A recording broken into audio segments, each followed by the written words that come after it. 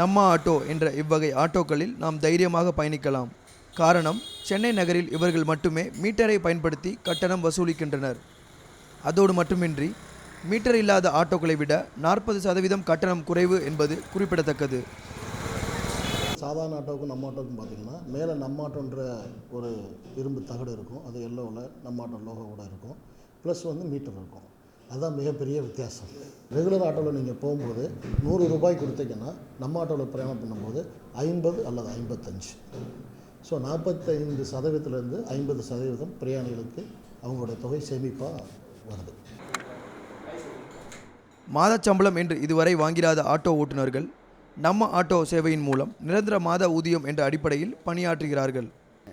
எவ்வளோ பெட்ரோல் செலவானாலும் அது எனக்கு கவலை கிடையாது. நிர்வாகம் போடுது பெட்ரோலோ கேஸோ. அப்படி இருக்கும்போது எனக்கு பெட்ரோல் கவலையோ இல்லை ஒன் வேல போகணும், நோ என்ட்ரியில் போகணும் அப்படின்ற பேரம் பேசணும், அந்த பிரச்சனை எதுவுமே கிடையாது. நான் இதனால் என்ன சொல்லணும்னா, எல்லா டிரைவரையும் கூப்பிடுறேன், வாங்க நம்ம ஆட்டோவுக்கு வாங்க. குறைந்தபட்ச கட்டணமாக ரூபாய் 25 நிர்ணயித்து பயணம் முடித்த பின் அதற்கான ரசீதையும் தருகிறார்கள். நம்ம ஆட்டோ என்ற இவ்வகை ஆட்டோக்கள் ஒருபுறம் நல்ல வியாபார யுக்தியாக இருந்தாலும் மற்றொரு புறம் மக்களுக்கு சரியான கட்டணத்தில் பாதுகாப்பான சேவை அளிப்பதாக கூறப்படுகிறது. இவ்வகை ஆட்டோக்கள் அதிகரிப்பதன் மூலம் மக்களுக்கு தற்போது இயங்கி வரும் ஆட்டோக்கள் மீது உள்ள வெறுப்புணர்வு வெகுவாக குறையும் என எதிர்பார்க்கலாம். Abinesh, red fix news.